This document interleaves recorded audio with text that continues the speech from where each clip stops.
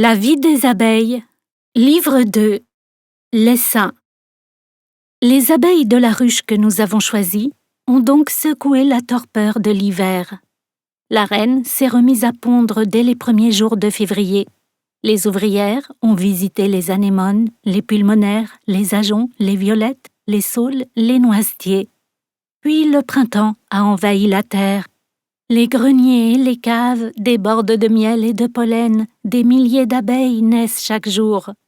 Les mâles, gros et lourds, sortent de leurs vastes cellules, parcourent les rayons, et l'encombrement de la cité trop prospère devient tel que le soir, à leur retour des fleurs, des centaines de travailleuses attardées ne trouvent plus à se loger et sont obligées de passer la nuit sur le seuil où le froid les décime. Une inquiétude ébranle tout le peuple et la vieille reine s'agite. Elle sent qu'un destin nouveau se prépare. Elle a fait religieusement son devoir de bonne créatrice et maintenant, du devoir accompli, sortent la tristesse et la tribulation. Une force invincible menace son repos. Il va falloir bientôt quitter la ville où elle règne. Et pourtant, cette ville, c'est son œuvre et c'est elle tout entière. Elle n'en est pas la reine au sens où nous l'entendrions parmi les hommes. Elle n'y donne point d'ordre et s'y trouve soumise, comme le dernier de ses sujets, à cette puissance masquée et souverainement sage que nous appellerons, en attendant que nous essayions de découvrir où elle réside, esprit de la ruche. Mais elle en est la mère et l'unique organe de l'amour. Elle l'a fondée dans l'incertitude et la pauvreté. Sans cesse, elle l'a peuplée de sa substance. Et tous ceux qui l'animent, ouvrières, mâles, larves, nymphes, et les jeunes princesses dont la naissance prochaine va précipiter son départ, et dont l'une lui succède déjà dans la pensée immortelle de l'espèce, sont sortis de ses flancs.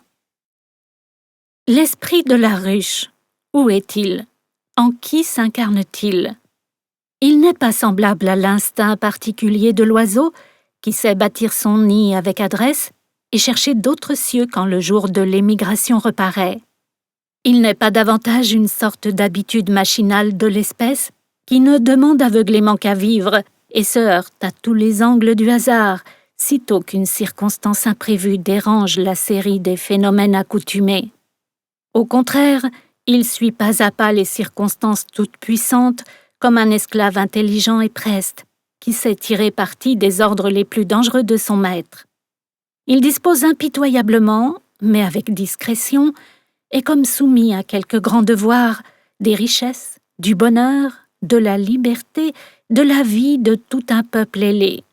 Il règle jour par jour le nombre des naissances et le met strictement en rapport avec celui des fleurs qui illuminent la campagne. Il annonce à la reine sa déchéance ou la nécessité de son départ, la force de mettre au monde ses rivales, élève royalement celles-ci, les protège contre la haine politique de leur mère, permet ou défend, selon la générosité des calices multicolores, l'âge du printemps et les dangers probables du vol nuptial que la première-née d'entre les princesses vierges aille tuer dans leur berceau ces jeunes sœurs qui chantent le chant des reines. D'autres fois, quand la saison s'avance, que les heures fleuries sont moins longues pour clore l'ère des révolutions et hâter la reprise du travail, il ordonne aux ouvrières même de mettre à mort toute la descendance impériale. Cet esprit est prudent et économe, mais non pas avare. Il connaît apparemment les lois fastueuses et un peu folles de la nature en tout ce qui touche à l'amour. Aussi, durant les jours abondants de l'été, tolère-t-il, car c'est parmi eux que la reine qui va naître choisira son amant, la présence encombrante de 300 ou 400 mâles étourdis, maladroits, inutilement affairés, prétentieux, totalement et scandaleusement oisifs, bruyants, gloutons, grossiers, malpropres, insatiables, énormes. Mais la reine fécondée, les fleurs s'ouvrant plus tard et se fermant plus tôt, un matin, froidement, il décrète leur massacre général et simultané. Il règle le travail de chacune des ouvrières. Selon leur âge, il distribue leur besogne aux nourrices qui soignent les larves et les nymphes, aux dames d'honneur qui pourvoient à l'entretien de la reine et ne la perdent pas de vue. aux ventileuses qui, du battement de leurs ailes, aèrent, rafraîchissent ou réchauffent la ruche et hâtent l'évaporation du miel trop chargé d'eau, aux architectes, aux maçons, aux cirières, aux sculpteuses qui font la chaîne et bâtissent les rayons, aux butineuses qui vont chercher dans la campagne le nectar des fleurs qui deviendra le miel, le pollen qui est la nourriture des larves et des nymphes, la propolis qui sert à calfeutrer et à consolider les édifices de la cité, l'eau et le sel nécessaires à la jeunesse de la nation. Il impose leurs tâches aux chimistes qui assurent la conservation du miel en y instillant à l'aide de leur dard une goutte d'acide formique, aux operculeuses qui scellent les alvéoles dont le trésor est mûr, aux balayeuses qui maintiennent la propreté méticuleuse des rues et des places publiques, aux nécrophores qui emportent au loin les cadavres, aux amazones du corps de garde qui veillent nuit et jour à la sécurité du seuil, interrogent les allants et venants, reconnaissent les adolescentes à leur première sortie, effarouchent les vagabonds, les rôdeurs, les pillards, expulsent les intrus, attaquent en masse les ennemis redoutables et, s'il le faut, barricadent l'entrée. Enfin, c'est l'esprit de la ruche qui fixe l'heure du grand sacrifice annuel au génie de l'espèce. Je veux dire l'essaimage, où un peuple entier, arrivé au fait de sa prospérité et de sa puissance, abandonne soudain à la génération future toutes ses richesses, ses palais, ses demeures et le fruit de ses peines, pour aller chercher au loin l'incertitude et le dénuement d'une patrie nouvelle. Voilà un acte qui, conscient ou non, passe certainement la morale humaine. Il ruine parfois, il appauvrit toujours. Il disperse à coup sûr la ville bienheureuse pour obéir à une loi plus haute que le bonheur de la cité. Où se formule-t-elle, cette loi, qui, nous le verrons tout à l'heure, est loin d'être fatale et aveugle comme on le croit? Ou dans quelle assemblée, dans quel conseil, dans quelle sphère commune siège-t-il cet esprit auquel tous se soumettent et qui est lui-même soumis à un devoir héroïque et une raison toujours tournée vers l'avenir? Il en est de nos abeilles comme de la plupart des choses de ce monde. Nous observons quelques-unes de leurs habitudes, nous disons « elles font ceci, travaillent de cette façon ». Leurs reines naissent ainsi, leurs ouvrières restent vierges, elles essaiment à telle époque. Nous croyons les connaître et n'en demandons pas davantage. Nous les regardons se hâter de fleur en fleur. Nous observons le va-et-vient frémissant de la ruche. Cette existence nous semble bien simple et bornée comme les autres aux soucis instinctifs de la nourriture et de la reproduction. Mais que l'œil s'approche et tâche de se rendre compte, et voilà la complexité effroyable des phénomènes les plus naturels, l'énigme de l'intelligence, de la volonté, des destinées, du but, des moyens et des causes, l'organisation incompréhensible du moindre acte de vie. Donc, dans notre ruche, l'essaimage, la grande immolation aux dieux exigeants de la race, se prépare. Obéissant à l'ordre de l'esprit, qui nous semble assez peu explicable, attendu qu'il est exactement contraire à tous les instincts et à tous les sentiments de notre espèce, 60 à 70 000 abeilles sur les 80 ou 90 000 de la population totale vont abandonner à l'heure prescrite la cité maternelle. Elles ne partiront point dans un moment d'angoisse, elles ne fuiront pas dans une résolution subite et effarée, une patrie dévastée par la famine, la guerre ou la maladie. Non, l'exil est longuement médité et l'heure favorable patiemment attendue. Si la ruche est pauvre, éprouvée par les malheurs de la famille royale, les intempéries, le pillage, elle ne l'abandonne point. Elle ne la quitte qu'à l'apogée de son bonheur, lorsqu'après le travail forcené du printemps, l'immense palais de cire aux 120 000 cellules bien rangées regorge de miel nouveau et de cette farine d'arc-en-ciel qu'on appelle le pain des abeilles et qui sert à nourrir les larves et les nymphes. Jamais la ruche n'est plus belle qu'à la veille de la renonciation héroïque. C'est pour elle l'heure sans égale, animée, un peu fébrile et cependant sereine, de l'abondance et de l'allégresse plénière.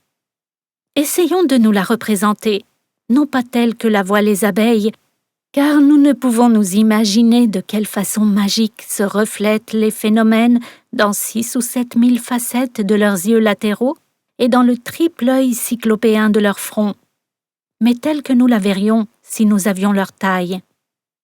Du haut d'un dôme plus colossal que celui de Saint-Pierre de Rome, descendent jusqu'au sol, verticales, multiples et parallèles, de gigantesques murailles de cire, constructions géométriques, suspendues dans les ténèbres et le vide, qu'on ne saurait, toute proportion gardée, pour la précision, la hardiesse et l'énormité, comparer à aucune construction humaine. Chacune de ces murailles, dont la substance est encore toute fraîche, virginale, argentée, immaculée, odorante, est formée de milliers de cellules et contient des vivres suffisants pour nourrir le peuple entier durant plusieurs semaines. Ici, ce sont les taches éclatantes, rouges, jaunes, mauves et noires du pollen, ferment d'amour de toutes les fleurs du printemps accumulées dans les alvéoles transparents. Tout autour, en longues et fastueuses draperies d'or aux plis rigides et immobiles, le miel d'avril, le plus limpide et le plus parfumé, repose déjà dans ses 20 000 réservoirs fermés d'un sceau qu'on ne violera qu'au jour de suprême détresse. Plus haut, le miel de mai mûrit encore dans ses cuves grandes ouvertes, au bord desquelles des cohortes vigilantes entretiennent un courant d'air incessant. Au centre, et loin de la lumière, dont les jets de diamants pénètrent par l'unique ouverture dans la partie la plus chaude de la ruche, sommeille et s'éveille l'avenir. C'est le domaine royal du couvain, réservé à la reine et à ses acolytes. Environ 10 000 demeures où reposent les œufs, 15 ou 16 000 chambres occupées par les larves, 40 000 maisons habitées par des nymphes blanches que soignent des milliers de nourrices. Note, les chiffres que nous donnons ici sont rigoureusement exacts. Ce sont ceux d'une forte ruche en pleine prospérité.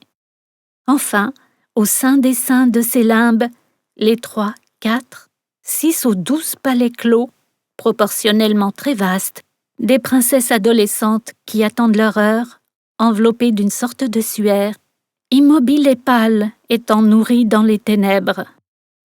Or, au jour prescrit par l'esprit de la ruche, une partie du peuple, strictement déterminée suivant des lois immuables et sûres, cède la place à ces espérances qui sont encore sans forme. On laisse dans la ville endormie les mâles parmi lesquels sera choisi l'amant royal, de très jeunes abeilles qui soignent le couvain, et quelques milliers d'ouvrières qui continueront de butiner au loin, garderont le trésor accumulé et maintiendront les traditions morales de la ruche. Car chaque ruche a sa morale particulière. On en rencontre de très vertueuses et de très perverties. Et l'apiculteur imprudent peut corrompre tel peuple, lui faire perdre le respect de la propriété d'autrui, l'inciter au pillage, lui donner des habitudes de conquête et d'oisiveté qui le rendront redoutable à toutes les petites républiques d'alentour.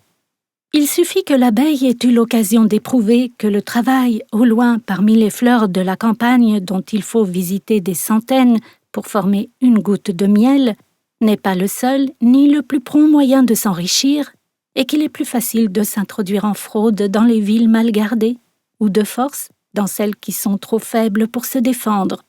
Elle perd bientôt la notion du devoir éblouissant mais impitoyable qui fait d'elle l'esclave ailée des corolles dans l'harmonie nuptiale de la nature, et il est souvent malaisé de ramener au bien une ruche ainsi dépravée. Tout indique que ce n'est pas la reine, mais l'esprit de la ruche qui décide l'essaimage. Il en est de cette reine comme des chefs parmi les hommes. Ils ont l'air de commander, mais eux-mêmes obéissent à des ordres plus impérieux et plus inexplicables que ceux qu'ils donnent à qui leur est soumis. Quand cet esprit a fixé le moment, il faut que dès l'aurore, peut-être dès la veille ou l'avant-veille, il ait fait connaître sa résolution, car à peine le soleil a-t-il bu les premières gouttes de rosée, qu'on remarque tout autour de la ville bourdonnante une agitation inaccoutumée à laquelle l'apiculteur se trompe rarement. Parfois même on dirait qu'il y a lutte, hésitation, recul. Il arrive en effet que plusieurs jours de suite, l'émoi doré et transparent, s'élève et s'apaise sans raison apparente. Un nuage que nous ne voyons pas se forme-t-il à cet instant dans le ciel que les abeilles voient, ou un regret dans leur intelligence? Discute-t-on dans un conseil bruissant la nécessité du départ? Nous n'en savons rien, pas plus que nous ne savons de quelle façon l'esprit de la ruche apprend sa résolution à la foule. S'il est certain que les abeilles communiquent entre elles, on ignore si elles le font à la manière des hommes. Ce bourdonnement parfumé de miel, ce frémissement enivré des belles journées d'été, qui est un des plus doux plaisirs de l'éleveur d'abeilles, ce chant de fête du travail qui monte et qui descend tout autour du rucher dans le cristal de l'heure, et qui semble le murmure d'allégresse des fleurs épanouies, l'hymne de leur bonheur, l'écho de leurs odeurs suaves, la voix des œillets blancs, du thym, des marjolaines, il n'est pas certain qu'elles l'entendent. Elles ont cependant toute une gamme de sons que nous-mêmes discernons, et qui va de la félicité profonde à la menace, à la colère, à la détresse. Elles ont l'ode de la reine, les refrains de l'abondance, les psaumes de la douleur. Elles ont enfin les longs et mystérieux cris de guerre des princesses adolescentes dans les combats et les massacres qui précèdent le vol nuptial. Est-ce une musique de hasard qui n'effleure pas leur silence intérieur? Toujours est-il qu'elles ne s'émeuvent pas des bruits que nous produisons autour de la ruche, mais elles jugent peut-être que ces bruits ne sont pas de leur monde et n'ont aucun intérêt pour elles. Il est vraisemblable que, de notre côté, nous n'entendons qu'une minime partie de ce qu'elles disent et qu'elles émettent une foule d'harmonies que nos organes ne sont pas faits pour percevoir. En tout cas, nous verrons plus loin qu'elles savent s'entendre et se concerter avec une rapidité parfois prodigieuse. Et quand, par exemple, le grand pilleur de miel, l'énorme sphinx Atropos, le papillon sinistre qui porte sur le dos une tête de mort, pénètre dans la ruche au murmure d'une sorte d'incantation irrésistible qui lui est propre, de proche en proche la nouvelle circule, et des gardes de l'entrée aux dernières ouvrières qui travaillent là-bas sur les derniers rayons, tout le peuple tressaille. On a cru longtemps qu'en abandonnant les trésors de leur royaume pour s'élancer ainsi dans la vie incertaine, les sages mouches à miel, si économes, si sobres, si prévoyantes d'habitude, obéissaient à une sorte de folie fatale, à une impulsion machinale, à une loi de l'espèce, à un décret de la nature, à cette force qui, pour tous les êtres, est cachée dans le temps qui s'écoule. S'agit-il de l'abeille ou de nous-mêmes? Nous appelons fatal tout ce que nous ne comprenons pas encore. Mais aujourd'hui, la ruche a livré 2 ou 3 de ses secrets matériels, et on a constaté que cet exode n'est ni instinctif ni inévitable. Ce n'est pas une émigration aveugle, mais un sacrifice qui paraît résonner de la génération présente à la génération future. Il suffit que l'apiculteur détruise en leurs cellules les jeunes reines encore inertes, et qu'en même temps, si les larves et les nymphes sont nombreuses, il agrandisse les entrepôts et les dortoirs de la nation. Sur l'heure, tout le tumulte improductif s'abat comme les gouttes d'or d'une pluie obéissante. Le travail habituel se répand sur les fleurs, est devenu indispensable, n'espérant ou ne redoutant plus de successeurs, rassurée sur l'avenir de l'activité qui va naître, la vieille reine renonce à revoir cette année la lumière du soleil. Elle reprend paisiblement, dans les ténèbres, sa tâche maternelle qui consiste à pondre en suivant une spirale méthodique de cellule en cellule, sans en omettre une seule, sans s'arrêter jamais, 2 ou 3 000 œufs chaque jour. Qu'y a-t-il de fatal en tout ceci que l'amour de la race d'aujourd'hui pour la race de demain? Cette fatalité existe aussi dans l'espèce humaine, mais sa puissance et son étendue y sont moindres. Elle n'y produit jamais de ces grands sacrifices totaux et unanimes. À quelle fatalité prévoyante obéissons-nous qui remplace celle-ci? Nous l'ignorons et ne connaissons point l'être qui nous regarde comme nous regardons les abeilles. Mais l'homme ne trouble point l'histoire de la ruche que nous avons choisie, et l'ardeur encore toute mouillée d'une belle journée qui s'avance à pas tranquille et déjà rayonnant sous les arbres, hâte l'heure du départ. Du haut en bas des corridors dorés qui séparent les murailles parallèles, les ouvrières achèvent les préparatifs du voyage. Et d'abord, chacune d'elles se charge d'une provision de miel suffisante pour 5 ou 6 jours. De ce miel qu'elles emportent, elles tireront, par une chimie qu'on n'a pas encore clairement expliquée, la cire nécessaire pour commencer immédiatement la construction des édifices. Elles se munissent en outre d'une certaine quantité de propolis, qui est une sorte de résine destinée à mastiquer les fentes de la nouvelle demeure, à y fixer tout ce qui branle, à en vernir toutes les parois, à en exclure toute lumière, car elles aiment à travailler dans une obscurité presque complète, où elles se dirigent à l'aide de leurs yeux à facettes, ou peut-être de leurs antennes, qu'on suppose le siège d'un sens inconnu qui palpe et mesure les ténèbres.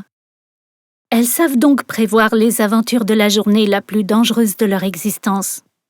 Aujourd'hui, en effet, tout entière aux soucis et au hasard, peut-être prodigieux du grand acte, elles n'auront pas le temps de visiter les jardins et les prés. Et demain, après-demain, il est possible qu'il vente, qu'il pleuve, que leurs ailes se glacent et que les fleurs ne s'ouvrent point. À défaut de cette prévoyance, ce serait la famine et la mort. Nul ne viendrait à leur secours, et elles n'imploreraient le secours de personne. De cité à cité, elles ne se connaissent point et ne cèdent jamais. Il arrive même que l'apiculteur installe la ruche où il a recueilli la vieille reine et la grappe d'abeilles qui l'entoure, tout à côté de la demeure qu'elles viennent de quitter. Quel que soit le désastre qui les frappe, on dirait qu'elles en ont irrévocablement oublié la paix, la félicité laborieuse, les énormes richesses et la sécurité. Et toutes, une à une, et jusqu'à la dernière, mourront de froid et de faim autour de leur malheureuse souveraine, plutôt que de rentrer dans la maison natale, dont la bonne odeur d'abondance, qui n'est que le parfum de leur travail passé, pénètre jusqu'à leur détresse. Voilà, dira-t-on, ce que ne feraient pas les hommes. Un de ces faits qui prouve que, malgré les merveilles de cette organisation, il n'y a là ni intelligence, ni conscience véritable. Qu'en savons-nous? Outre qu'il est fort admissible qu'il y ait, en d'autres êtres, une intelligence d'une autre nature que la nôtre, et qui produise des effets très différents sans être inférieurs, sommes-nous, tout en ne sortant pas de notre petite paroisse humaine, si bons juges des choses de l'esprit? Il suffit que nous voyions 2 ou 3 personnes causer et s'agiter derrière une fenêtre, sans entendre ce qu'elles disent, et déjà il nous est bien difficile de deviner la pensée qui les mène. Croyez-vous qu'un habitant de Mars ou de Vénus, qui du haut d'une montagne, verrait aller et venir par les rues et les places publiques de nos villes des petits points noirs que nous sommes dans l'espace, se formerait au spectacle de nos mouvements, de nos édifices, de nos canaux, de nos machines, une idée exacte de notre intelligence, de notre morale, de notre manière d'aimer, de penser, d'espérer. En un mot, de l'être intime et réel que nous sommes. Il se bornerait à constater quelques faits assez surprenants, comme nous le faisons dans la ruche, et en tirerait probablement des conclusions aussi incertaines, aussi erronées que les nôtres. En tout cas, il aurait bien du mal à découvrir dans nos petits points noirs la grande direction morale, l'admirable sentiment unanime qui éclate dans la ruche. Où vont-ils, se demanderait-il après nous avoir observés durant des années ou des siècles? Que font-ils? Quel est le lieu central et le but de leur vie? Obéissent-ils à quelque dieu? Je ne vois rien qui conduise leurs pas. Un jour, ils semblent édifier et amasser de petites choses, et le lendemain les détruisent et les éparpillent. Ils s'en vont et reviennent, ils s'assemblent et se dispersent, mais on ne sait ce qu'ils désirent. Ils offrent une foule de spectacles inexplicables. On en voit, par exemple, qui ne font pour ainsi dire aucun mouvement. On les reconnaît à leur pelage plus lustré. Souvent aussi, ils sont plus volumineux que les autres. Ils occupent des demeures 10 ou 20 fois plus vastes, plus ingénieusement ordonnées et plus riches que les demeures ordinaires. Ils y font tous les jours des repas qui se prolongent durant des heures et parfois fort avant dans la nuit. Tous ceux qui les approchent paraissent les honorer et des porteurs de vivres sortent des maisons voisines et viennent même du fond de la campagne pour leur faire des présents. Il faut croire qu'ils sont indispensables et rendent à l'espèce des services essentiels, bien que nos moyens d'investigation ne nous aient point encore permis de reconnaître avec exactitude la nature de ces services.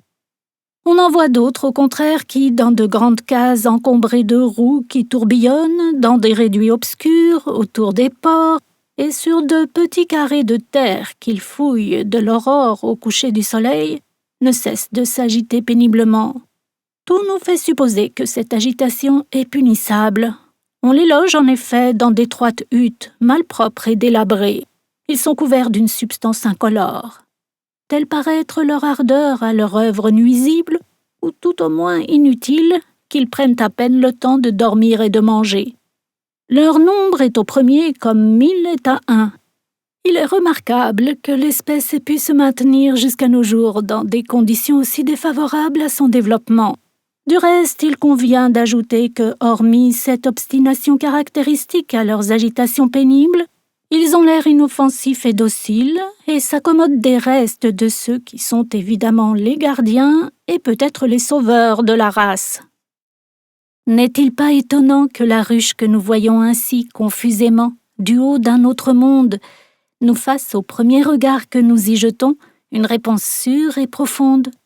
N'est-il pas admirable que ces édifices pleins de certitudes, ses usages, ses lois, son organisation économique et politique, ses vertus et ses cruautés même, nous montrent immédiatement la pensée ou le Dieu que les abeilles servent, et qui n'est pas le Dieu le moins légitime ni le moins raisonnable qu'on puisse concevoir, bien que le seul peut-être que nous n'ayons pas encore sérieusement adoré, je veux dire l'avenir.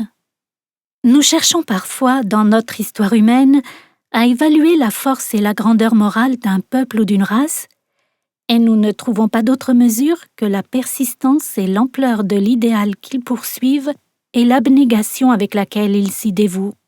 Avons-nous rencontré fréquemment un idéal plus conforme aux désirs de l'univers, plus ferme, plus auguste, plus désintéressé, plus manifeste, et une abnégation plus totale et plus héroïque?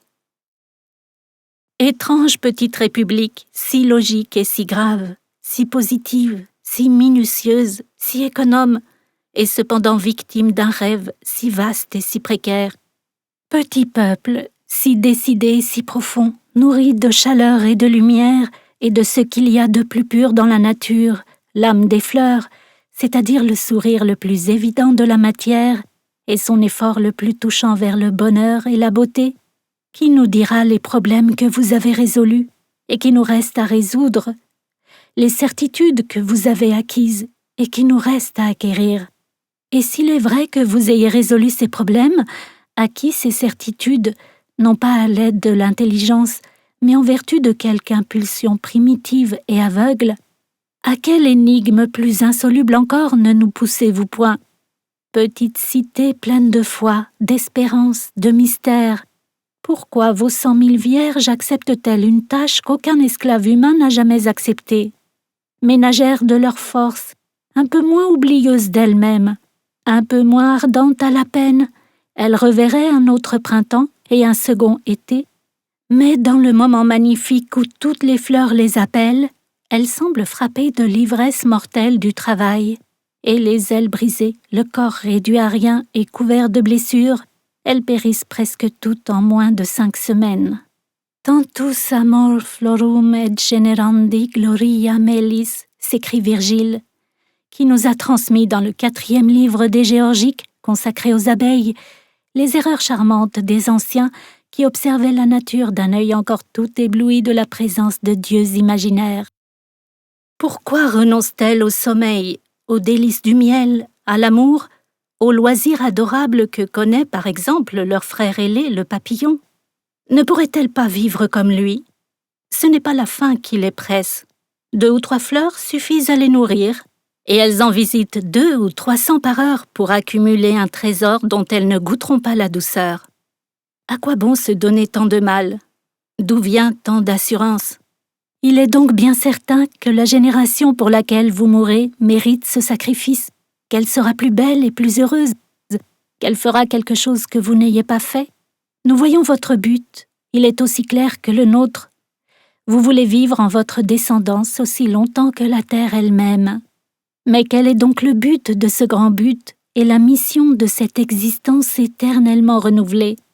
Mais n'est-ce pas plutôt nous qui nous tourmentons dans l'hésitation et l'erreur, qui sommes des rêveurs puérils et qui vous posons des questions inutiles? Vous seriez d'évolution en évolution, devenue toute puissante et bienheureuse. Vous seriez arrivé aux dernières hauteurs d'où vous domineriez les lois de la nature. Vous seriez enfin des déesses immortelles, que nous vous interrogerions encore et vous demanderions ce que vous espérez, où vous voulez aller, où vous comptez vous arrêter et vous déclarer sans désir. Nous sommes ainsi faits que rien ne nous contente, que rien ne nous semble avoir son but en dedans de soi, que rien ne nous paraît exister simplement, sans arrière-pensée. Avons-nous pu, jusqu'à ce jour, imaginer un seul de nos dieux, depuis le plus grossier jusqu'au plus raisonnable, sans le faire immédiatement s'agiter, sans l'obliger de créer une foule d'êtres et de choses, de chercher 1000 fins par-delà lui-même? Et nous résignerons-nous jamais à représenter tranquillement et durant quelques heures une forme intéressante de l'activité de la matière, pour reprendre bientôt, sans regret et sans étonnement, l'autre forme qui est l'inconsciente, l'inconnue, l'endormie, l'éternel. Mais n'oublions pas notre ruche, où l'essaim perd patience, notre ruche qui bouillonne et déborde déjà de flots noirs et vibrants, tel qu'un vase sonore sous l'ardeur du soleil. Il est midi, et l'on dirait qu'autour de la chaleur qui règne, les arbres assemblés retiennent toutes leurs feuilles, comme on retient son souffle en présence d'une chose très douce, mais très grave. Les abeilles donnent le miel et la cire odorante à l'homme qui les soigne. Mais ce qui vaut peut-être mieux que le miel et la cire, c'est qu'elles appellent son attention sur l'allégresse de juin, c'est qu'elles lui font goûter l'harmonie des beaux mois, c'est que tous les événements où elles se mêlent sont liés au ciel pur, à la fête des fleurs, aux heures les plus heureuses de l'année. Elles sont l'âme de l'été, l'horloge des minutes d'abondance, l'aile diligente des parfums qui s'élancent, l'intelligence des rayons qui planent, le murmure des clartés qui tressaillent, le chant de l'atmosphère qui s'étire et se repose. Et leur vol est le signe visible, la note convaincue et musicale des petites joies innombrables qui naissent de la chaleur et vivent dans la lumière. Elles font comprendre la voix la plus intime des bonnes heures naturelles. À qui les a connues, à qui les a aimées, un été sans abeilles semble aussi malheureux et aussi imparfait que s'il était sans oiseaux et sans fleurs. Celui qui assiste pour la première fois à cet épisode assourdissant et désordonné qu'est l'essaimage d'une ruche bien peuplée est assez déconcerté et n'approche qu'avec crainte. Il ne reconnaît plus les sérieuses et paisibles abeilles des heures laborieuses. Il les avait vues quelques instants auparavant arriver de tous les coins de la campagne, préoccupées comme de petites bourgeoises que rien ne saurait distraire des affaires du ménage. Elles entraient presque inaperçues, épuisées, essoufflées, empressées, agitées, mais discrètes, saluées au passage d'un léger signe des antennes par les jeunes amazones du portail. Tout au plus échangeaient-elles les 3 ou 4 mots, probablement indispensables, en remettant en hâte leur récolte de miel à l'une des porteuses adolescentes qui stationnent toujours dans la cour intérieure de l'usine. Ou bien elles allaient déposer elles-mêmes, dans les vastes greniers qui entourent le couvain, les 2 lourdes corbeilles de pollen accrochées à leurs cuisses, pour repartir immédiatement après, sans s'inquiéter de ce qui se passait dans les ateliers, dans le dortoir des nymphes ou le palais royal, sans se mêler, ne fût-ce qu'un instant, au brouhaha de la place publique qui s'étend devant le seuil et qu'encombrent aux heures de grosse chaleur les bavardages des ventileuses qui, suivant l'expression pittoresque des apiculteurs, font la barbe. Aujourd'hui, tout est changé. Il est vrai qu'un certain nombre d'ouvrières, paisiblement, comme si rien n'allait se passer, vont au champ, en reviennent, nettoient la ruche, montent aux chambres du couvain sans se laisser gagner par l'ivresse générale. Ce sont celles qui n'accompagneront pas la reine et resteront dans la vieille demeure pour la garder, pour soigner et nourrir les œufs, les 10 000 œufs, les 18 000 larves, les 36 000 nymphes et les 7 ou 8 princesses qu'on abandonne. Elles sont choisies pour ce devoir austère sans qu'on sache en vertu de quelles règles, ni par qui, ni comment. Elles y sont tranquillement et inflexiblement fidèles, et bien que j'ai renouvelé maintes fois l'expérience en poudrant d'une matière colorante quelques-unes de ces cendrillons résignés, qu'on reconnaît assez facilement à leur allure sérieuse et un peu lourde parmi le peuple en fête. Il est bien rare que j'en ai retrouvé une dans la foule enivrée de l'essaim. Et cependant, l'attrait paraît irrésistible. C'est le délire du sacrifice, peut-être inconscient, ordonné par le Dieu. C'est la fête du miel, la victoire de la race et de l'avenir. C'est le seul jour de joie, d'oubli et de folie. C'est l'unique dimanche des abeilles. C'est aussi, croirait-on, le seul jour où elles mangent à leur faim et connaissent pleinement la douceur du trésor qu'elles amassent. Elles ont l'air de prisonnières délivrées et subitement transportées dans un pays d'exubérance et de délassement. Elles exultent, ne se possèdent plus. Elles qui ne font jamais un mouvement imprécis ou inutile. Elles vont, elles viennent, sortent, rentrent, ressortent pour exciter leurs sœurs, voir si la reine est prête, étourdir leur attente. Elles volent beaucoup plus haut que de coutume et font vibrer tout autour du rucher les feuillages des grands arbres. Elles n'ont plus ni crainte ni souci. Elles ne sont plus farouches, tatillonnes, soupçonneuses, irritables, agressives, indomptables.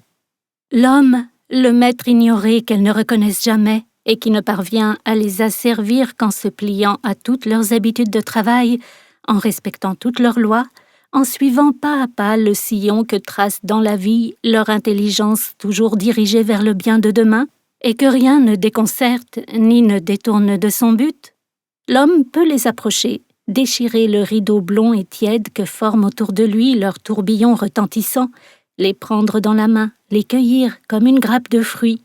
Elles sont aussi douces, aussi inoffensives qu'une nuée de libellules ou de phalènes. Et ce jour-là, heureuses, ne possédant plus rien, confiantes en l'avenir, pourvu qu'on ne les sépare pas de leur reine qui porte en elle cet avenir, elles se soumettent à tout et ne blessent personne.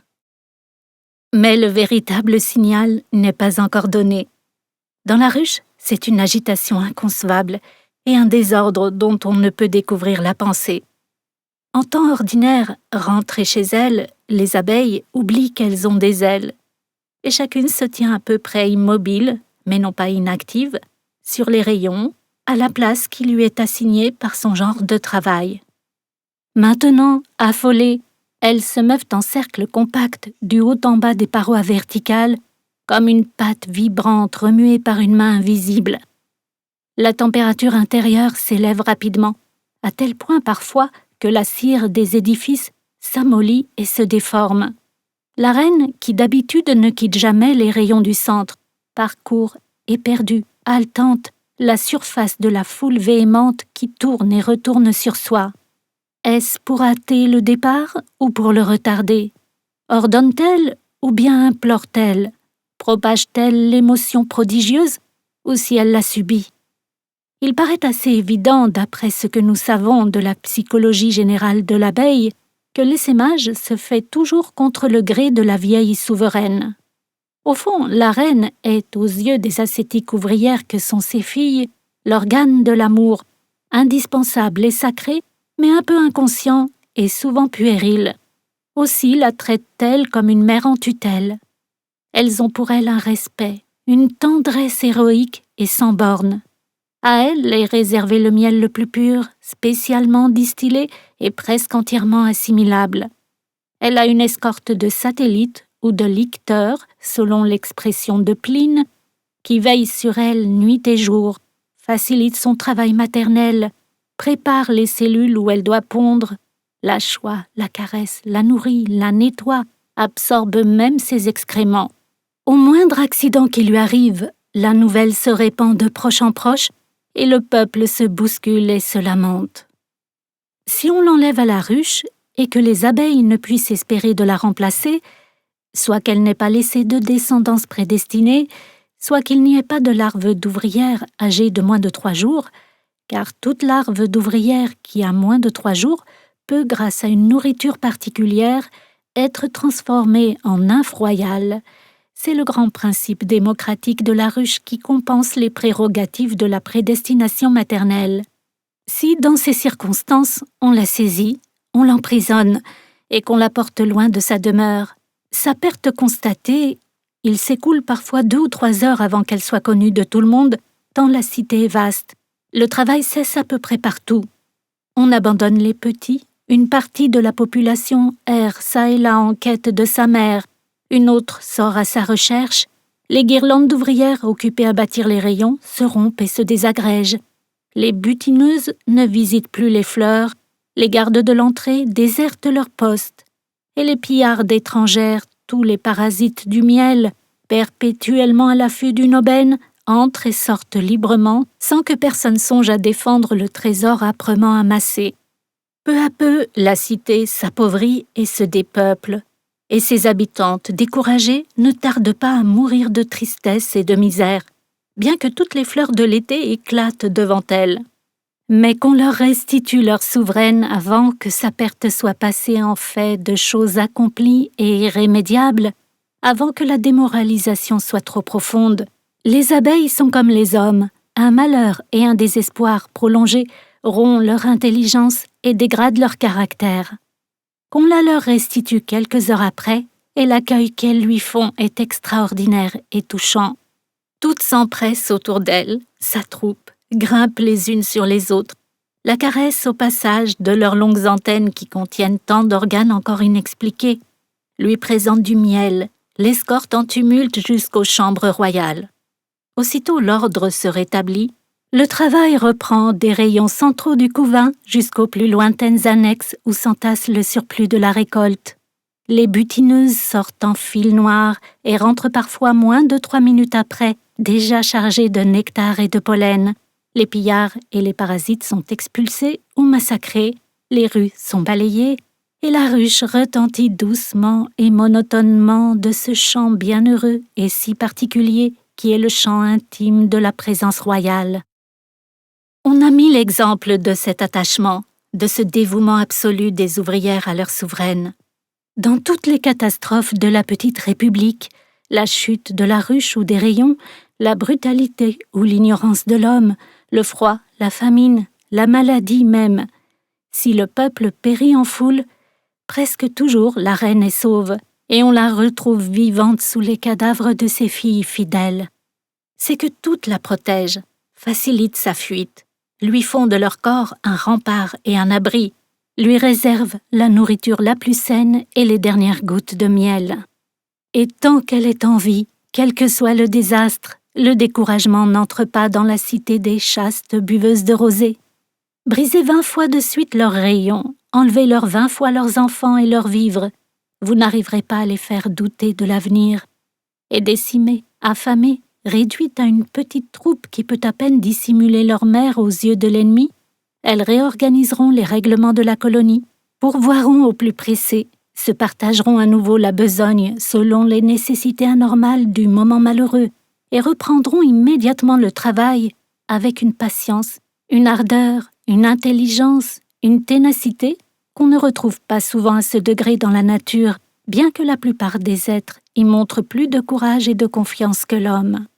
Pour écarter le découragement et entretenir leur amour, il ne faut même pas que la reine soit présente. Il suffit qu'elle ait laissé, à l'heure de sa mort ou de son départ, le plus fragile espoir de descendance. Nous avons vu, dit le vénérable Langstroth, l'un des pères de l'apiculture moderne, nous avons vu une colonie qui n'avait pas assez d'abeilles pour couvrir un rayon de 10 cm² essayer d'élever une reine. Pendant 2 semaines entières, elles en conservèrent l'espoir. À la fin, lorsque leur nombre était réduit de moitié, leur reine naquit. Mais ses ailes étaient si imparfaites qu'elle ne put voler.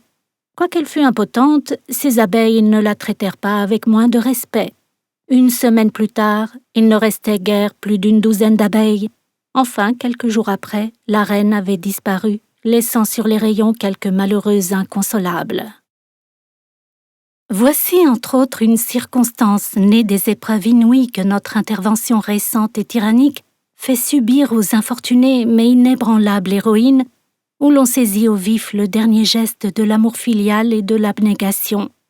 J'ai plus d'une fois, comme tout amateur d'abeilles, fait venir d'Italie des reines fécondées, car la race italienne est meilleure, plus robuste, plus prolifique, plus active et plus douce que la nôtre. Ces envois se font dans de petites boîtes percées de trous. On y met quelques vivres et on y renferme la reine accompagnée d'un certain nombre d'ouvrières, choisies autant que possible parmi les plus âgées, L'âge des abeilles se reconnaît assez facilement à leur corps plus poli, amaigri, presque chauve, et surtout à leurs ailes usées et déchirées par le travail, pour la nourrir, la soigner et veiller sur elle durant le voyage. Bien souvent, à l'arrivée, la plupart des ouvrières avaient succombé. Une fois même, toutes étaient mortes de faim, mais cette fois, comme les autres, la reine était intacte et vigoureuse, et la dernière de ses compagnes avait probablement péri en offrant à sa souveraine, symbole d'une vie plus précieuse et plus vaste que la sienne, la dernière goutte de miel qu'elle tenait en réserve au fond de son jabot. L'homme, ayant observé cette affection si constante, a su tourner à son avantage l'admirable sens politique, l'ardeur au travail, la persévérance, la magnanimité, la passion de l'avenir qui en découle ou s'y trouve renfermée. C'est grâce à elle que depuis des années, il est parvenu à domestiquer jusqu'à un certain point et à leur insu les farouches guerrières, car elles ne cèdent à aucune force étrangère, et dans leur inconsciente servitude, elles ne servent encore que leur propre loi asservie. Il peut croire qu'en tenant la reine, il tient dans sa main l'âme et les destinées de la ruche. Selon la manière dont il en use, dont il en joue, pour ainsi dire, il provoque, par exemple, et multiplie. Il empêche ou restreint l'essaimage. Il réunit ou divise les colonies. Il dirige l'émigration des royaumes. Il n'en est pas moins vrai que la reine n'est au fond qu'une sorte de vivant symbole, qui, comme tous les symboles, représente un principe moins visible et plus vaste, dont il est bon que l'apiculteur tienne compte s'il ne veut pas s'exposer à plus d'une déconvenue. Au reste, les abeilles ne s'y trompent point et ne perdent pas de vue, à travers leur reine visible et éphémère, leur véritable souveraine immatérielle et permanente, qui est leur idée fixe. Que cette idée soit consciente ou non, cela n'importe que si nous voulons plus spécialement admirer les abeilles qui l'ont ou la nature qui l'a mise en elles. En quelque point qu'elle se trouve, dans ces petits corps si frêles ou dans le grand corps inconnaissable, elle est digne de notre attention. Et, pour le dire en passant, si nous prenions garde à ne pas subordonner notre admiration à tant de circonstances, de lieux ou d'origine, nous ne perdrions pas si souvent l'occasion d'ouvrir nos yeux avec étonnement, et rien n'est plus salutaire que de les ouvrir ainsi.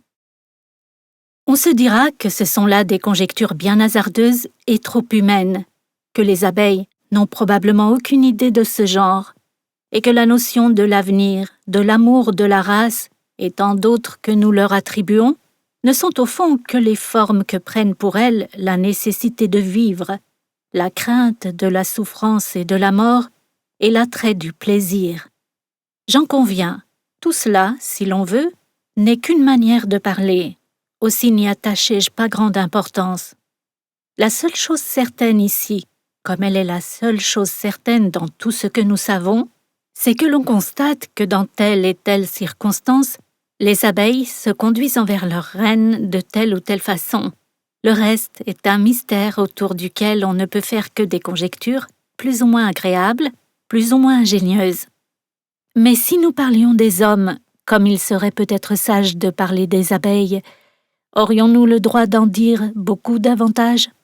Nous aussi, nous n'obéissons qu'aux nécessités, à l'attrait du plaisir ou à l'horreur de la souffrance. Et ce que nous appelons notre intelligence a la même origine et la même mission que ce que nous appelons instinct chez les animaux. Nous accomplissons certains actes dont nous croyons connaître les effets. Nous en subissons, dont nous nous flattons de pénétrer les causes mieux qu'ils ne font. Mais outre que cette supposition ne repose sur rien d'inébranlable, ces actes sont minimes et rares, comparés à la foule énorme des autres, et tous, les mieux connus et les plus ignorés, les plus petits et les plus grandioses, les plus proches et les plus éloignés, s'accomplissent dans une nuit profonde où il est probable que nous sommes à peu près aussi aveugles que nous supposons que le sont les abeilles. On conviendra, dit quelque part Buffon, qui a contre les abeilles une rancune assez plaisante, on conviendra qu'à prendre ces mouches une à une, elles ont moins de génie que le chien, le singe et la plupart des animaux. On conviendra qu'elles ont moins de docilité, moins d'attachement, moins de sentiments, moins, en un mot, de qualité relative aux nôtres. Dès lors, on doit convenir que leur intelligence apparente ne vient que de leur multitude réunie. Cependant, cette réunion même ne suppose aucune intelligence, car ce n'est point par des vues morales qu'elles se réunissent, c'est sans leur consentement qu'elles se trouvent ensemble.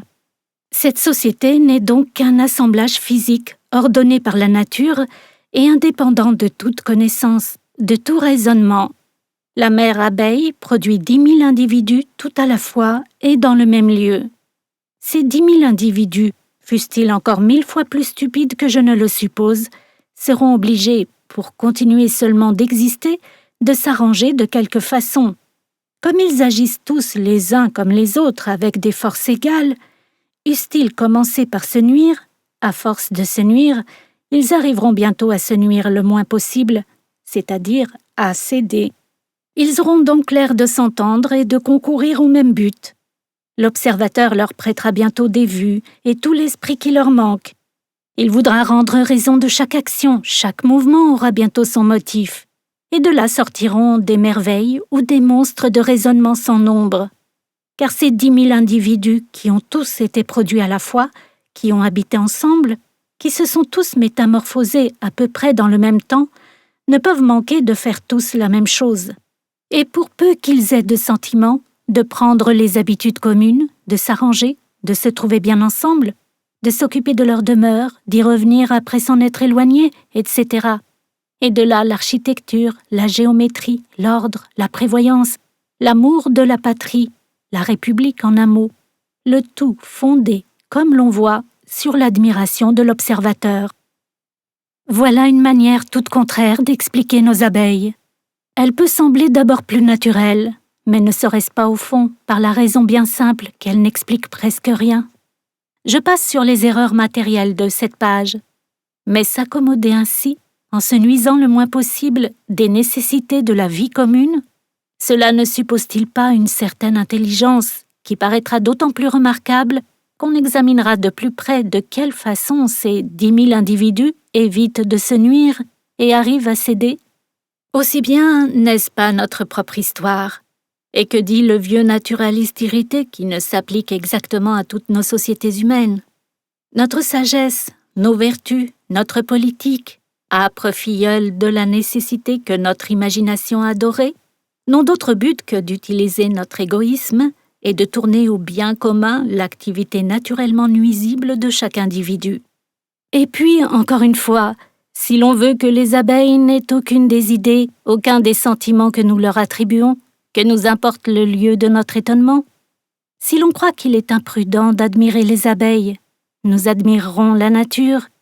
Il arrivera toujours un moment où l'on ne pourra plus nous arracher notre admiration, et nous ne perdrons rien pour avoir reculé et attendu.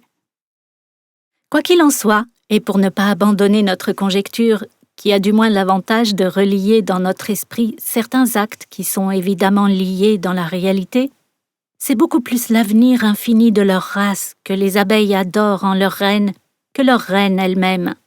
Les abeilles ne sont guère sentimentales, et quand une des leurs revient du travail si grièvement blessée qu'elles estiment qu'elle ne pourra plus rendre aucun service, elles l'expulsent impitoyablement. Et cependant, on ne peut dire qu'elles soient tout à fait incapables d'une sorte d'attachement personnel pour leur mère. Elles la reconnaissent entre toutes. Alors même qu'elle est vieille, misérable, estropiée, les gardes de la porte ne permettront jamais à une reine inconnue, si jeune, si belle, si féconde qu'elle paraisse, de pénétrer dans la ruche. Il est vrai que c'est là l'un des principes fondamentaux de leur police, auxquels on ne déroge parfois, aux époques de grande mielée, qu'en faveur de quelque ouvrière étrangère bien chargée de vivres. Lorsque la reine est devenue complètement stérile, elle la remplace en élevant un certain nombre de princesses royales. Mais que font-elles de la vieille souveraine?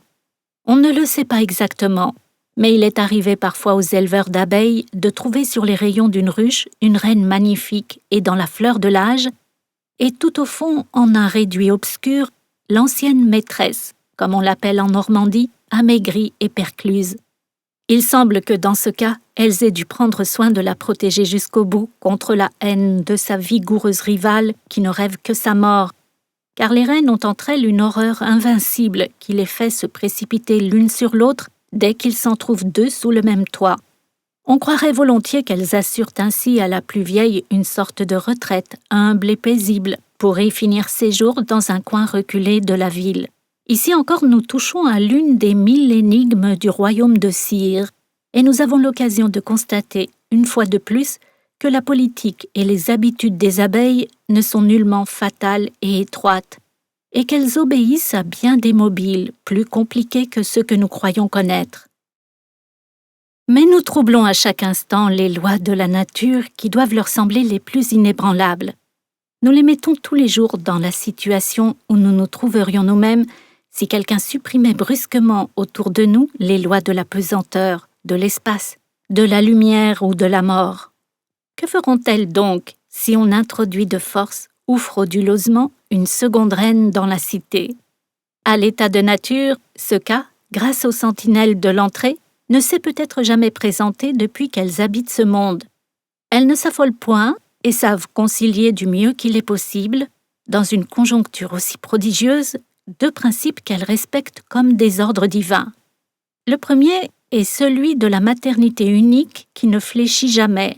Or le cas est tout à fait exceptionnellement dans ce cas de stérilité de la reine régnante.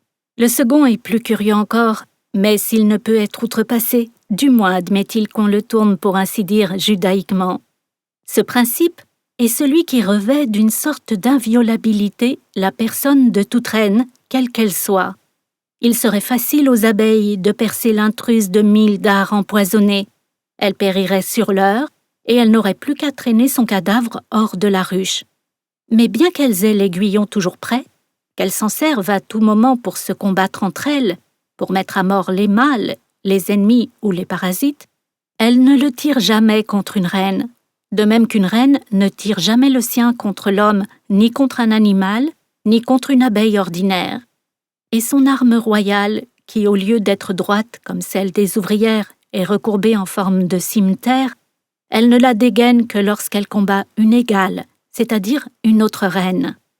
Aucune abeille n'osant, vraisemblablement, assumer l'horreur d'un régicide direct et sanglant, dans toutes les circonstances où il importe au bon ordre et à la prospérité de la République qu'une reine périsse, elle s'efforce de donner à sa mort l'apparence de la mort naturelle. Elle subdivise le crime à l'infini, de manière qu'il devienne anonyme. Elles emballent alors la souveraine étrangère, pour me servir de l'expression technique des apiculteurs, ce qui signifie qu'elles l'enveloppent tout entière de leur corps innombrable et entrelacé. Elles forment ainsi une espèce de prison vivante où la captive ne peut plus se mouvoir et qu'elles maintiennent autour d'elle durant 24 heures s'il le faut, jusqu'à ce qu'elle y meure de faim ou étouffée. Si la reine légitime s'approche à ce moment et que, flairant une rivale, elle paraisse disposée à l'attaquer, les parois mouvantes de la prison s'ouvriront aussitôt devant elle. Les abeilles feront cercle autour des deux ennemis et sans y prendre part, attentives mais impartiales, elles assisteront au combat singulier. Car seule une mère peut tirer l'aiguillon contre une mère. Seule celle qui porte dans ses flancs près d'1 million de vies paraît avoir le droit de donner d'un seul coup près d'1 million de morts. Mais si le choc se prolonge sans résultat, si les deux aiguillons recourbés glissent inutilement sur les lourdes cuirasses de chitine, la reine qui fait mine de fuir, la légitime aussi bien que l'étrangère, sera saisie, arrêtée et recouverte de la prison frémissante jusqu'à ce qu'elle manifeste l'intention de reprendre la lutte. Il convient d'ajouter que dans les nombreuses expériences qu'on a faites à ce sujet, on a vu presque invariablement la reine régnante remporter la victoire, soit que, se sentant chez elle au milieu des siens, elle ait plus d'audace et d'ardeur que l'autre, soit que les abeilles, si elles sont impartiales au moment du combat, le soient moins dans la manière dont elles emprisonnent les deux rivales, car leur mère ne paraît guère souffrir de cet emprisonnement, au lieu que l'étrangère en sort presque toujours visiblement froissée et alanguie. Une expérience facile montre mieux que tout autre que les abeilles reconnaissent leur reine et ont pour elle un véritable attachement. Enlevez la reine d'une ruche, et vous verrez bientôt se produire tous les phénomènes d'angoisse et de détresse que j'ai décrits dans un chapitre précédent. Rendez-lui, quelques heures après, la même reine. Toutes ses filles viendront à sa rencontre en lui offrant du miel. Les unes feront la haie sur son passage, les autres se mettant la tête en bas et l'abdomen en l'air, formeront devant elle de grands demi-cercles, immobiles mais sonores, où elles chantent sans doute l'hymne du bon retour et qui marque, dirait-on, dans leurs rites royaux, le respect solennel ou le bonheur suprême. Mais n'espérez pas de les tromper en substituant à la reine légitime une mère étrangère. À peine aura-t-elle fait quelques pas dans la place que les ouvrières indignées accourront de toutes parts. Elle sera immédiatement saisie, enveloppée et maintenue dans la terrible prison tumultueuse dont les murs obstinés se relayeront, si l'on peut dire, jusqu'à sa mort, car dans ce cas particulier, il n'arrive presque jamais qu'elle en sorte vivante. Aussi est-ce une des grandes difficultés de l'apiculture que l'introduction et le remplacement des reines. Il est curieux de voir à quelle diplomatie, à quelle ruse compliquée l'homme doit avoir recours pour imposer son désir et donner le change à ces petits insectes si perspicaces, mais toujours de bonne foi, qui acceptent avec un courage touchant les événements les plus inattendus et n'y voient apparemment qu'un caprice nouveau, mais fatal de la nature. En somme, dans toute cette diplomatie et dans le désarroi désespérant qu'amènent assez souvent ces ruses hasardées, c'est toujours sur l'admirable sens pratique des abeilles que l'homme compte presque empiriquement, sur le trésor inépuisable de leurs lois et de leurs habitudes merveilleuses, sur leur amour de l'ordre, de la paix et du bien public, sur leur fidélité à l'avenir, sur la fermeté si habile et le désintéressement si sérieux de leur caractère, et surtout sur une constance à remplir leurs devoirs que rien ne parvient à lasser. Mais le détail de ces procédés appartient au traité d'apiculture proprement dit et nous entraînerait trop loin. Note. On introduit d'ordinaire la reine étrangère en l'enfermant dans une petite cage de fil de fer que l'on suspend entre deux rayons. La cage est munie d'une porte de cire et de miel que rongent les ouvrières lorsque leur colère est passée, délivrant ainsi la prisonnière, qu'elles accueillent assez souvent sans malveillance. M.S. Simmons, directeur du Grand Rucher de Ratingen, a trouvé récemment un autre mode d'introduction extrêmement simple qui réussit presque toujours et qui se généralise parmi les apiculteurs soucieux de leur art. Ce qui rend d'habitude l'introduction si difficile, c'est l'attitude de la reine. Elle s'affole, fuit, se cache, se conduit comme une intruse, éveille des soupçons que l'examen des ouvrières ne tarde pas à confirmer. Simmons isole d'abord complètement et fait jeûner pendant une demi-heure la reine à introduire. Il soulève ensuite un coin de la couverture intérieure de la ruche orpheline et dépose la reine étrangère au sommet de l'un des rayons. Désespérée par son isolement antérieur, elle est facilement acceptée, heureuse de se retrouver parmi des abeilles, et affamée, elle accepte avidement les aliments qu'on lui offre. Les ouvrières, trompées par cette assurance, ne font pas d'enquête, s'imaginent probablement que leur ancienne reine est revenue et l'accueillent avec joie.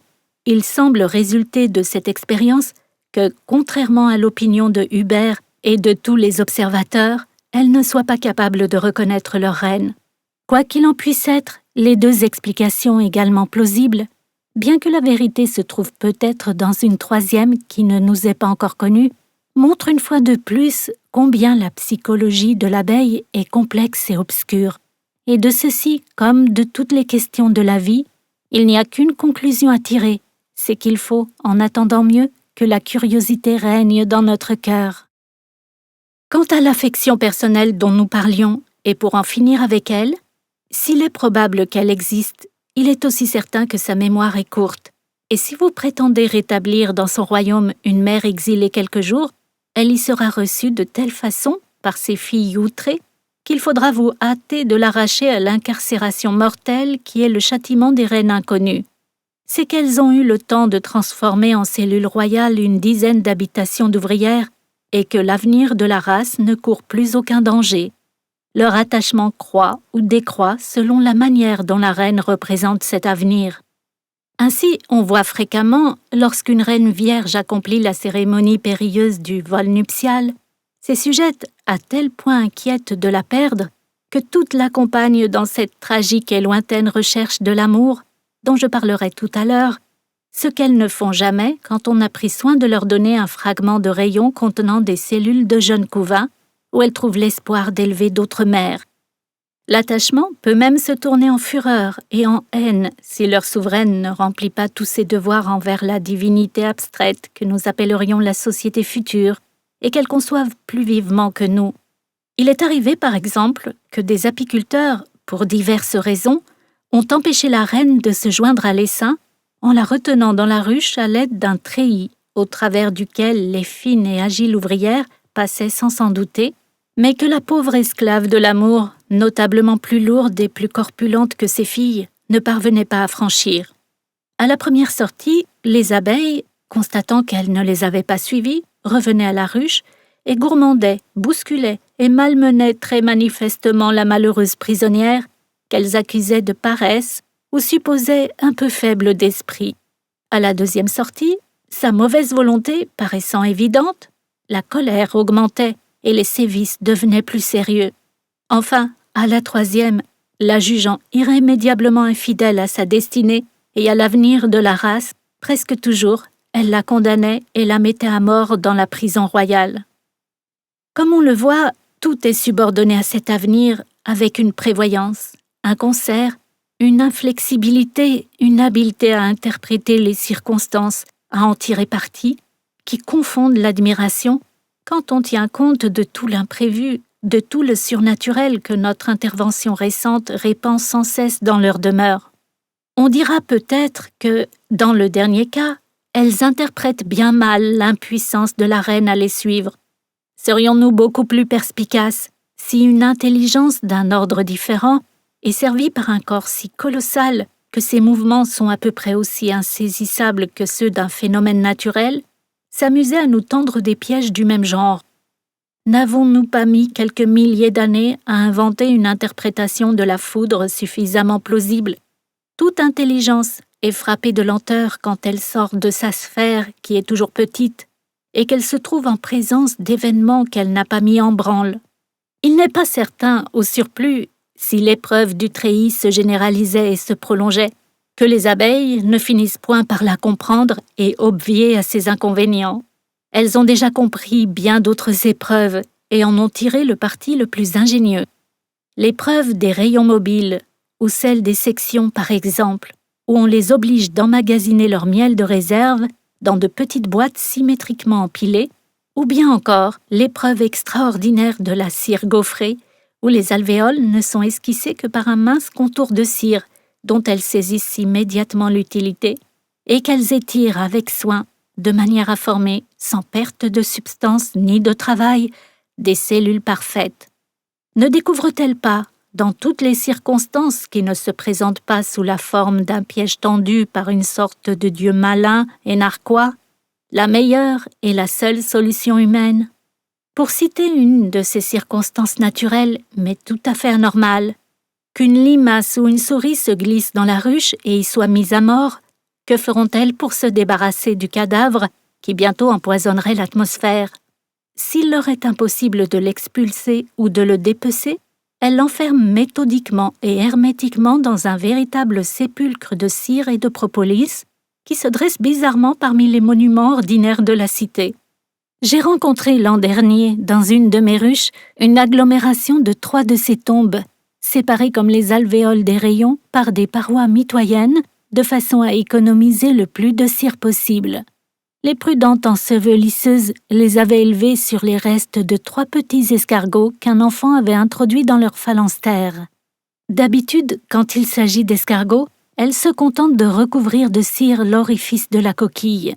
Mais ici, les coquilles ayant été plus ou moins brisées ou lézardées, elles avaient jugé plus simple d'ensevelir le tout, et pour ne pas gêner le va-et-vient de l'entrée, elles avaient ménagé dans cette masse encombrante un certain nombre de galeries exactement proportionnées, non pas à leur taille, mais à celle des mâles qui sont environ 2 fois plus gros qu'elles.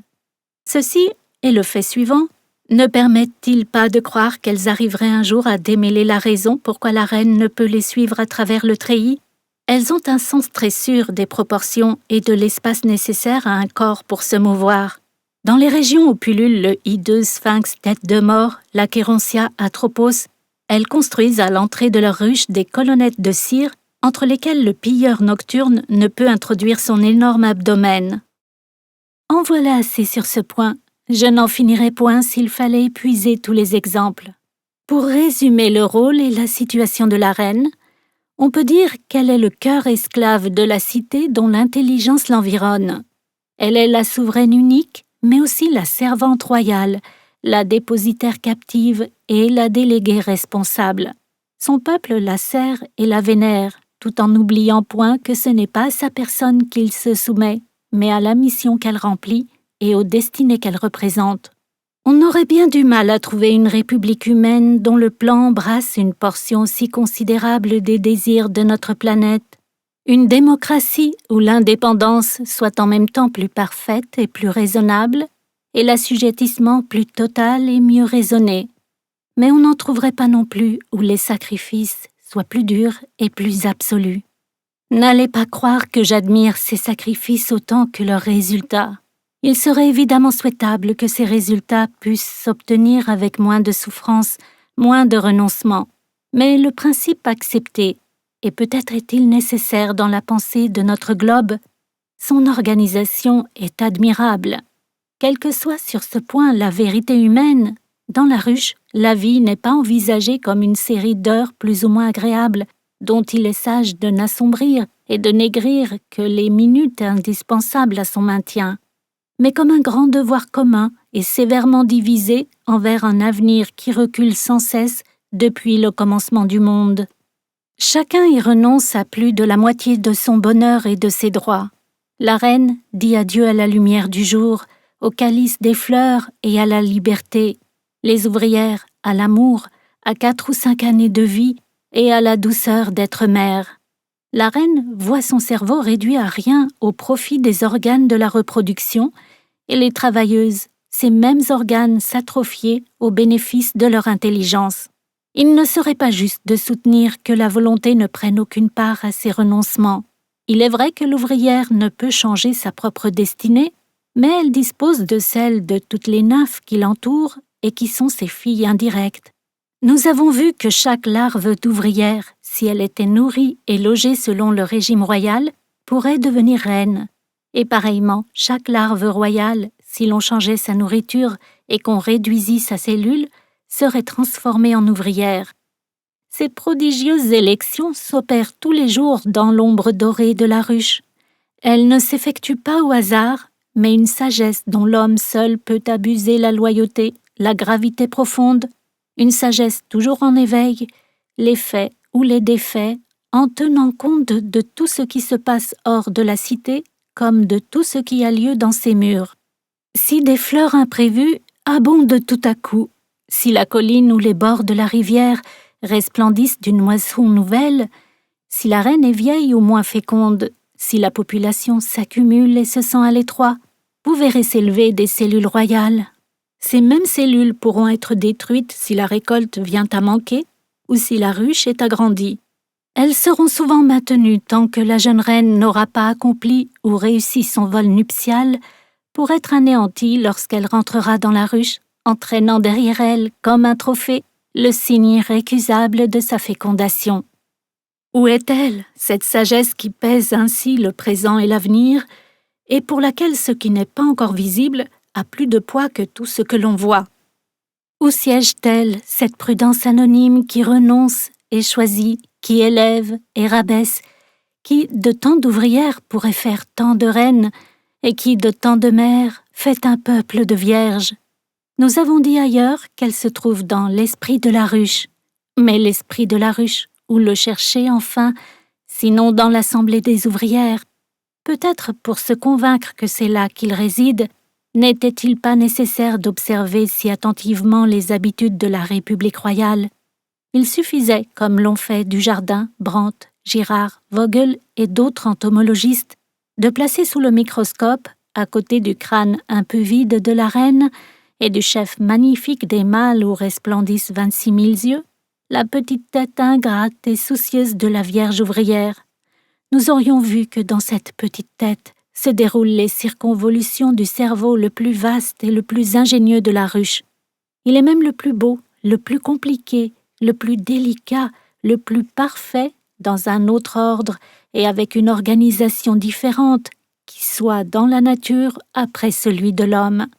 Ici encore, comme partout dans le régime du monde que nous connaissons, là où se trouve le cerveau, se trouve l'autorité, la force véritable, la sagesse et la victoire.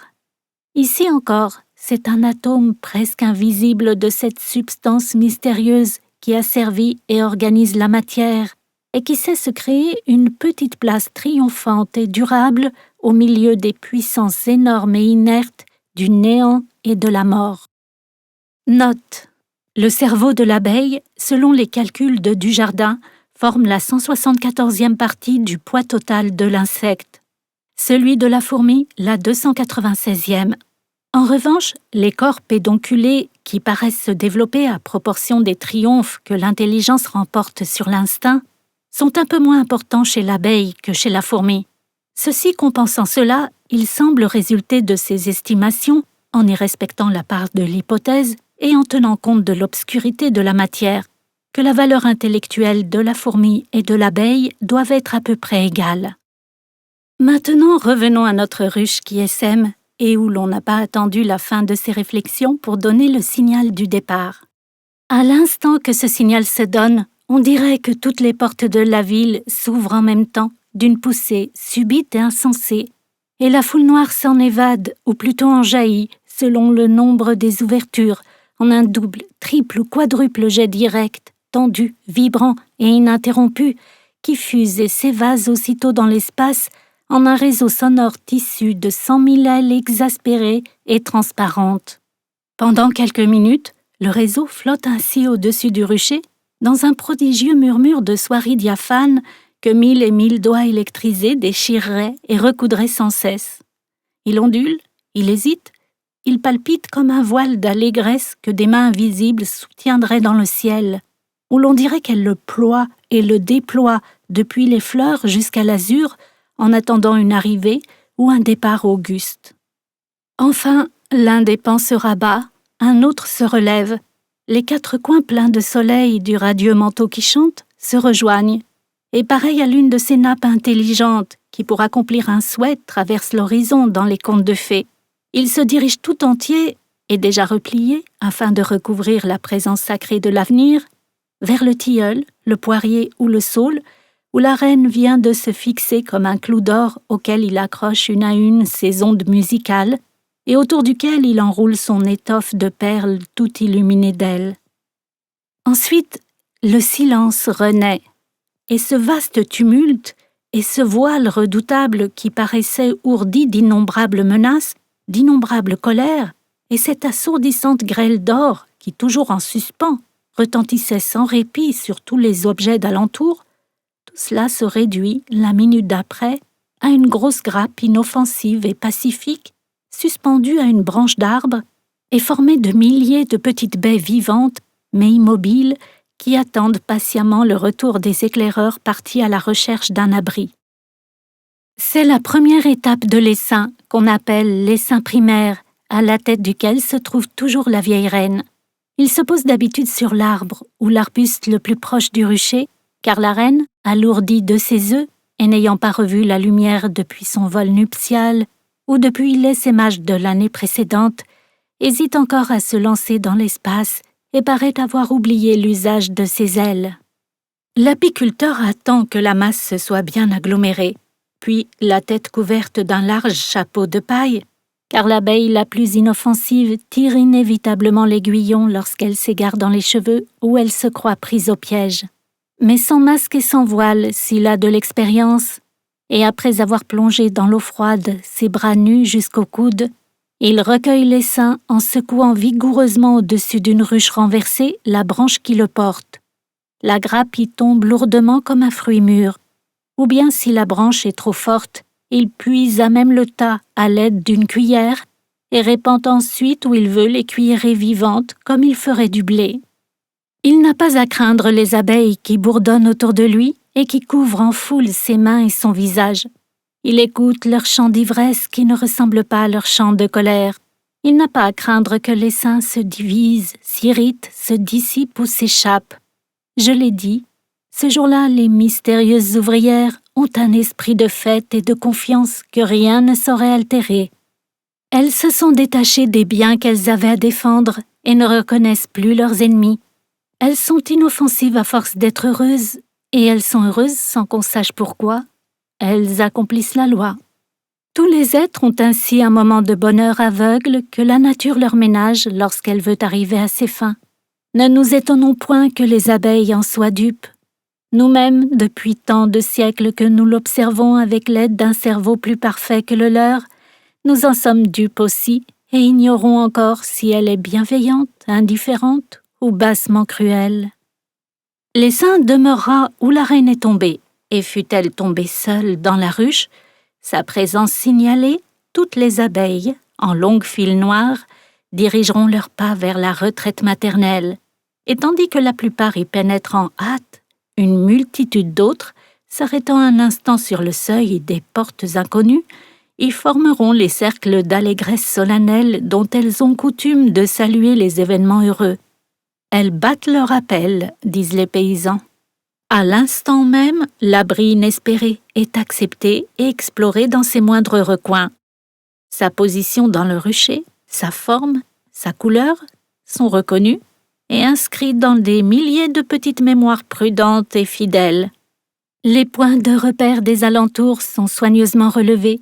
La cité nouvelle existe déjà tout entière au fond de leurs imaginations courageuses, et sa place est marquée dans l'esprit et le cœur de tous ses habitants.